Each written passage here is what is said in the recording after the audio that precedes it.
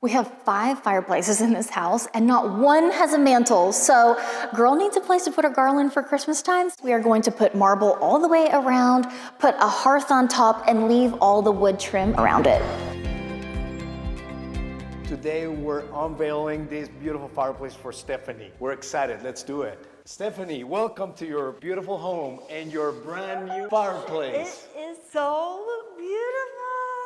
We added different elements of architecture and design, the fluting, the front panel, all made of marble. It really is a very unique design. The thing that I love about it the most is the fact that it's that classical, timeless design that we really wanted for this space. It's so modern, and we really just wanted to add in that texture and that statement piece, and we're so grateful that you nailed it for us. I'm so excited. I agree, and this fireplace, it's just not a living room fireplace.